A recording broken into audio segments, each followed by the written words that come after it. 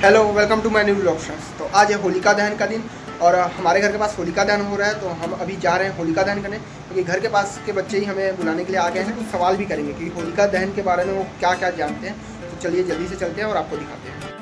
चलो होलिका जलाने चलो। हाँ चलो चलते हैं जल्दी। रुको रुको रुको, एक मिनट रुको, इधर आओ इधर आओ इधर आओ। होलिका जलाने तो तुम हो, मगर पता है तुम लोग को होलिका क्यों जलाते हैं? और इसको तेरे को नहीं पता? इसको भी नहीं पता। देखो बच्चे होलिका जलाने तो जा रहे हैं, मगर इन लोग को पता ही नहीं है कि होलिका क्यों जलाते हैं। तो अभी मैं इनको कहानी बताते बताते लेके चलता हूँ, क्योंकि होलिका दहन क्यों होता है। मैं जल्दी से चलते हैं, होलिका दहन आपको भी दिखाते हैं और इनको बच्चे को कहानी भी सुनाते हैं।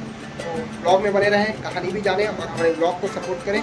देखो बच्चे आराम से बैठे हैं, कहानी सुनने के लिए हैं। तो चलो मैं इनको कहानी सुनाता हूँ। तो बहुत साल पहले एक हिरण्यकश्यप नाम के राजा हुआ करते थे, जिनकी इच्छा थी कि पूरे पृथ्वी में उनका राज हो और वो अमर हो जाए। इसलिए उन्होंने ब्रह्मदेव की कड़ी तपस्या करके ऐसा वरदान मांगा।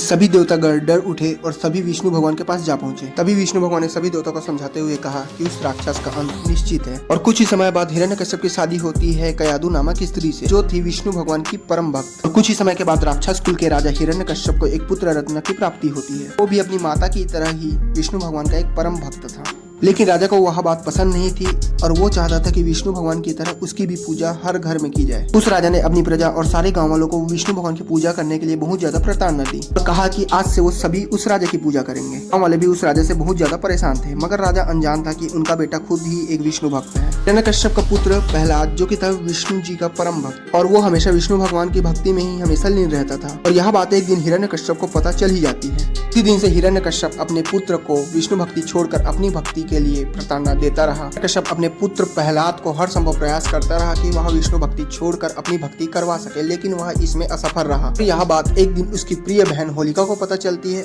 और वह दोनों भाई बहन मिलकर होलिका के जादुई प्रभाव से उसे खुद जलाने की कोशिश करते हैं, लेकिन यह भी असफल रहा। प्रहलाद तो है विष्णु भगवान जी के परम भक्त और होलिका जली थी प्रहलाद को जलाने, मगर विष्णु भगवान जी का परम भक्त था प्रहलाद, इसलिए होलिका खुद ही जलकर भस्म हो गई और प्रहलाद जी बच गए। इसी दिन से ही होलिका दहन किया जाता है। और फिर बाद में हिरण्यकश्यप का वध विष्णु भगवान ने नरसिंहनाथ का अवतार लेकर किया। तो हम बच्चों को कहानी बताते बताते जहाँ पर होलिका दहन हो रहा है मंदिर के पास, वहाँ पर पहुँच गए। अभी हम आ गए हैं मंदिर के पास और जस्ट मंदिर के पास अभी पहुँचे हैं और अभी पूजा स्टार्ट हुई है। होली और होलिका दहन का असली मजा तो नगाड़ा बजा के आता है, इसलिए अंकल लोग फुल धूमधाम से यहाँ पे नगाड़ा बजा रहे हैं ताकि उत्साह बने रहे।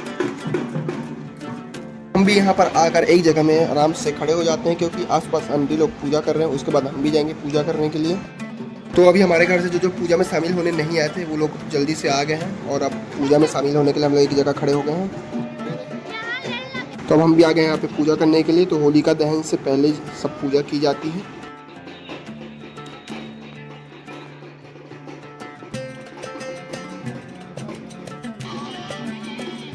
होलिका दहन के पहले की पूजा सभी लोगों ने कर ली है, आसपास के जितने भी लोग थे सभी ने पूजा से संपन्न कर ली। अब हम चलते हैं होलिका दहन प्रारंभ करते हैं। होलिका जलना प्रारंभ हो चुकी है। तो होलिका दहन की इस जलती आग की भी एक मान्यता मानी जाती है कि इस जलती आग में अंदर की बुराई, ईर्ष्या, द्वेष, कलेश सबको इस जलती आग में जला के अच्छाई को ग्रहण किया जाता है। पर मुझे तो यहाँ उल्टा लगता है कि लोग अपने अंदर की अच्छाई को देके बुराई को ही ग्रहण कर लेते हैं, क्योंकि जस्ट उसके दूसरे दिन होली होती है और होली के दूसरे दिन ही लोगों की बुराई का और अच्छाई का पता चलता है कि कौन कैसा। होली के दूसरे दिन ही लोग सबसे ज्यादा बुराई करते हैं। पर हमें क्या, हम तो अपने अंदर की बुराई को यहाँ जलाने आए हैं, हमें लोगों से। पर होलिका के आग से निकलने वाली गर्मी के तपन को अपने अंदर ग्रहण करके, उनकी अच्छाई को ग्रहण करके हम अपने अंदर की जितनी भी बुराइयां हैं यहाँ पर दे के ही जाएंगे। होलिका में ये भी माना जाता है कि होलिका जलाने के पश्चात जब तक आग थोड़ी सी ठंडी नहीं हो जाती, आपको यहीं पे रुक के जो भी उसकी राख है उसको घर में लाया जाता है। हम यहाँ पर रुक के होलिका की गर्मी की इस तपन को सहते रहते हैं ताकि हमारे अंदर की बुराई जा सके।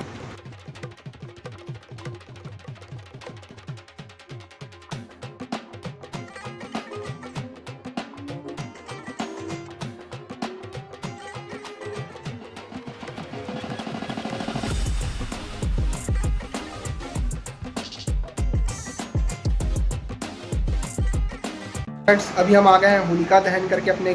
कल है होली और आप सभी को होली की हार्दिक शुभकामनाएं। अब हम आपको मिलते हैं कल एक नए दिन के साथ और एक होली के एक नए व्लॉग के साथ। तो हम अभी चलते हैं और हमारे चैनल को लाइक करें, शेयर करें, सब्सक्राइब करें, तो अपने फैमिली, परिवार, फ्रेंड्स के साथ शेयर करें। तो मिलते हैं अगले व्लॉग में।